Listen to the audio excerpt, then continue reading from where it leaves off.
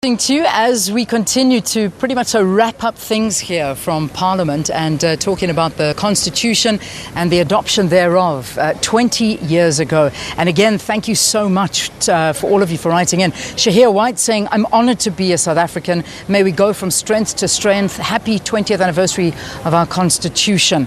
And then Thomas writing in and saying, to know the Constitution, but as our Saviour has taught us, be humble, respect each other, and not to be arrogant. All right, some good words there. Let's get some political parties' opinions on the Constitution. John Steenhuisen from the DA and Albert Mncwango from the IFP. I hope I said that right. Good to have both of you. Welcome on Morning Live. Great. Thanks for having us here on the show, Leanne. Great. Pleasure. Albert, welcome to you. Oh, thank you so much. It's a pleasure here. We talk about the Constitution and I noticed that you got yours. Where's yours, John? In your head. Because everyone I've spoken to, they've got the little book in their hand. And I mean, this is basically, not to be blasphemous in any way, but this is the Bible of the country. It really is. Absolutely, and I think it should be the Bible that guides certainly institutions like Parliament. The sections on Parliament, sections 92, sections 53, tell Parliament what its role needs to be doing on a daily basis to protect and defend the Constitution and hold the executive accountable. Provides a Bill of Rights and a guidance for us about what we should be doing for the people of South Africa, and basically a blueprint for how government should conduct itself and how institutions of state should be conducting themselves. Yeah. I mean, Albert, for you as well, I mean, you hear how John defines the Constitution. Is he echoing your words? Yes, I think it is an important document for all of us. I mean, it's a document that laid the foundation for the creation of a new South Africa and a new democratic values for this country. And I think so far so good. But there are, of course, some loopholes that would actually need to be tightened up. The issue of land, for instance, still remains a burning question. The issue of the elections, for instance. I mean, people out there are not quite happy with the kind of the electoral system that we are having right now. Maybe those are the issues that would still need to be revisited.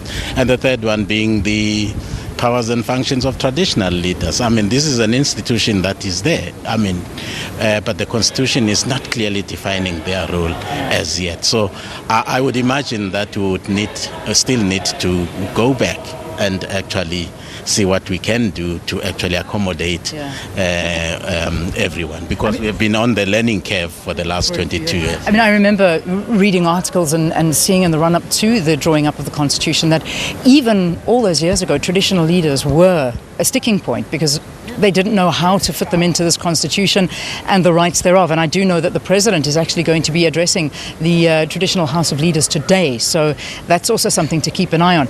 John, you're very vocal against the ANC. We know this. And you're very vocal against the President. And in terms of the Constitution and not upholding the Constitution, do you feel that Parliament doesn't respect the Constitution enough? Well, I certainly do think that is the case. I think that it's not good enough to celebrate the Constitution every 20 years. We should be celebrating the Constitution by living out and acting on its values and principles on a daily basis. I think Parliament has been found wanting on 3 separate occasions by the courts to have ruled that both Parliament and the Speaker have acted unconstitutionally. The Nkandla case, the incursion of South African Police Service into the chamber. So it's very clear that Parliament is not living up to its responsibilities laid out in the Constitution. The framers created Parliament to exercise vigorous oversight of the executive. So never again in South Africa would we have a situation where the executive could just do what they want. Unfortunately, I think we're heading backwards a little bit, and the Parliament that should be articulating and enforcing the Constitution has been found wanting on a number of occasions. We need to strengthen Parliament's role. Parliament needs to vigorously uphold and defend the principles of the South African Constitution. Yeah. Let's, Albert, I'm going to wrap in once. I know my director's telling me to wrap, but you brought up land, and I think it's important that we bring land into the conversation because it was just here this week that the EFF tried to change the Constitution and say, listen, we've got to change land. They failed dismally. I mean, what are your views on that? Well, I think the Constitution actually says something about land. It actually even goes as far as saying that there will be expropriation. The word expropriation is actually there in the Constitution. But now, I think what is the problem now is actually the implementation of the legislation that actually gives credence to the Constitution, that gives rise to what the Constitution is saying. Now, that is frustrating people. Now, the issue is, if we feel that the Constitution is inadequate or the legislation is inadequate, I don't see the reason why we shouldn't actually go back and actually sit down and hold a land indaba, for instance, to hammer out a kind of program that will actually satisfy the people. Because as things stand, I can't say that we are actually making any progress as far as land distribution is concerned. Which is a big sticking point. I believe we've got some students that I'm going to ask my floor manager if he doesn't mind bringing the students in, and we'll have a quick question to them in a short while. They're coming in now. But just, John, on a final word from you.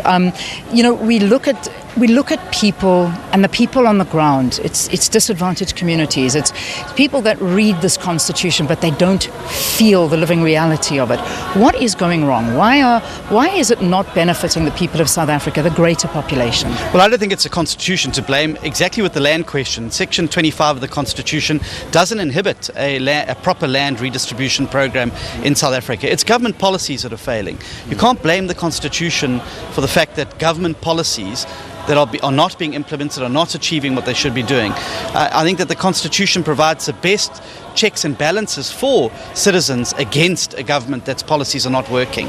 And it gives them the right to be able to exercise the vote, to vote out governments that don't deliver, and to take action against politicians who don't keep up to their promises. Yeah. We're going to leave it there. John Steenhuisen, thank you very much. Albert, thank you very much for being with us from the IFP. I think am I correct in saying we're going to take a